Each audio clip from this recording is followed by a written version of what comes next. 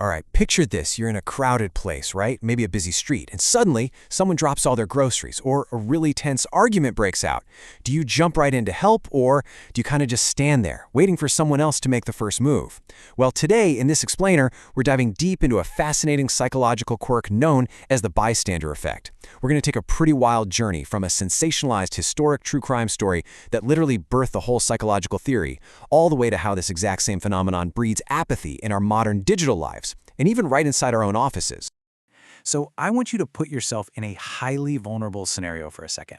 You have just been attacked. Will anyone actually help you? It's a terrifying thing to think about, right? Placing yourself right in the center of an emergency, just hoping that the strangers around you will actually step up. For decades, psychology has basically told us that if you're surrounded by a ton of people, your chances of getting help actually plummet. No way, right? But to understand why we believe this, we really have to look at the story that started the whole thing. Which brings us back to 1964. A young woman named Kitty Genovese was murdered outside her apartment building in Queens, New York. And just 2 weeks later, the New York Times ran a front-page story with a truly staggering claim.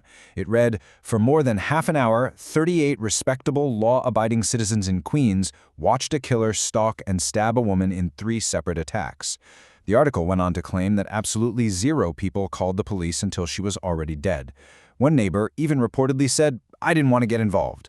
Honestly, this was a massive cultural watershed moment. People were utterly shocked. It became the definitive textbook example of cold, urban apathy. But here is the absolutely mind-blowing twist. The story we all know, it's largely a myth. Yep, decades later, extensive historical and legal reviews revealed a very, very different reality. There weren't 38 eyewitnesses just idly watching. The actual layout of the street meant very few people could even see what was happening in the dark. Plus, there were only 2 attacks, not 3.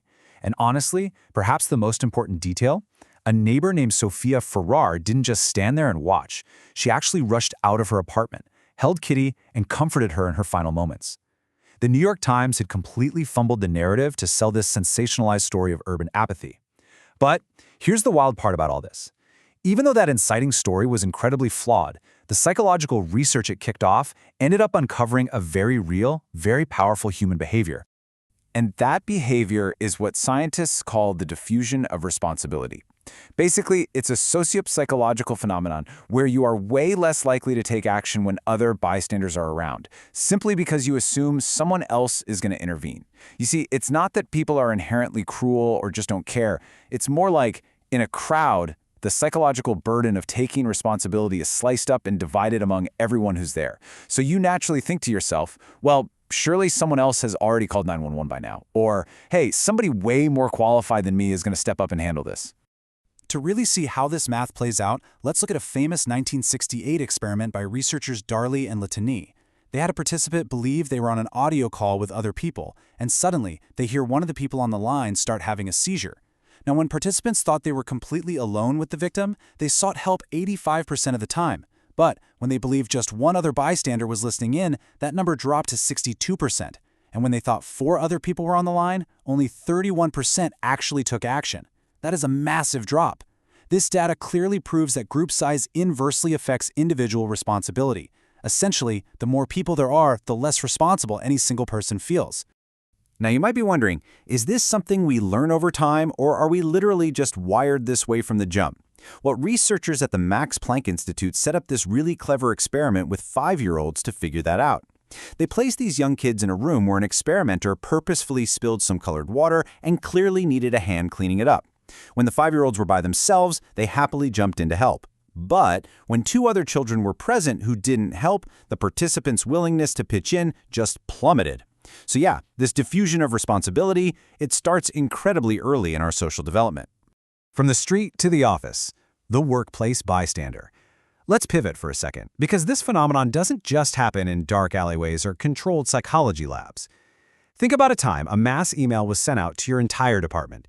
Basically, someone just screaming into the digital void, and it just sat there. 0 replies, crickets. Because it wasn't addressed to you specifically, your brain automatically diffused the responsibility to literally everyone else on the CC line.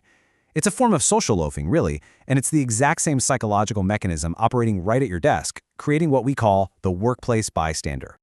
And here's the thing. When that diffusion of responsibility goes unchecked at work, it breeds serious, chronic disengagement. Dr. Milton Maddox actually mapped out 5 distinct stages of this workplace apathy. You usually start at felicity, that early career excitement, super hopeful.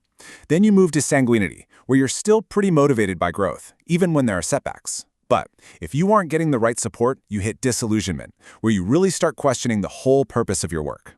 Then comes the melancholic stage, which is basically just sustained disappointment and withdrawal. And finally, you hit the apathetic stage. You are completely numbed out after repeated frustrations. You aren't being lazy, though. You've just slowly become a passive bystander in your very own career.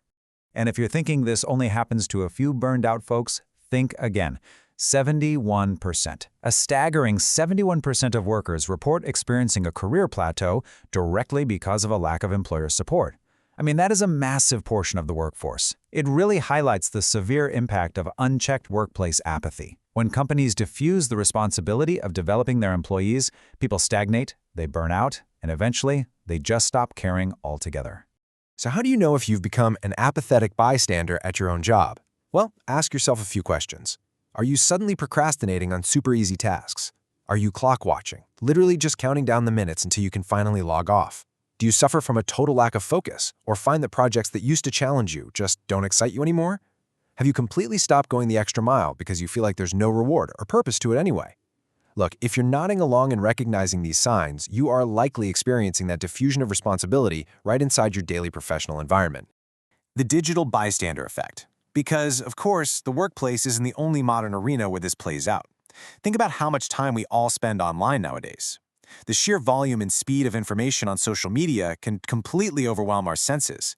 So when we see instances of cyberbullying, harassment, or even blatant disinformation, the digital bystander effect kicks in incredibly hard. We just assume that one of the millions of other users will report it, or that platform moderators will automatically handle it.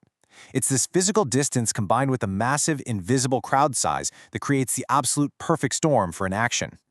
Okay, so how do we actually break this cycle? How do we overcome this hardwired apathy? Well, Darley and Latani didn't just point out the problem, they gave us a roadmap. They created a 5-step model of intervention. Let's walk through it together. Step 1. You have to actually notice the event. Step 2. Interpret it as a genuine emergency or a real problem. Step 3, and honestly this is the hardest one, assume personal responsibility. Step 4. Know what to do. And finally, Step 5. Actually decide to help. Here's the catch though. If you fail at any single one of these steps, you remain a bystander. You have to consciously push yourself through all 5. To help you out with Step 4, actually knowing what to do, here are some highly specific, actionable tactics you can use to intervene in digital spaces. And you don't even have to put yourself at extreme risk. If you see cyberbullying, try to distract, to disrupt the behavior. You can delegate by bringing in friends or authorities. Always document the incident with screenshots so you have hard evidence. Use the platform's tools to report the abuse directly to administrators. And honestly, perhaps the most effective thing you can do? Privately reach out to the victim to offer support so they know they aren't alone. You really don't have to be a superhero to break the bystander effect. You just have to take one single, concrete action.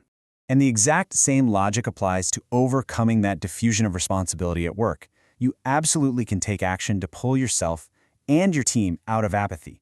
First off, setting boundaries to improve your work-life balance is a vital first step. Step away from the screens and push for real in-person collaboration to kind of snap out of that digital numbness.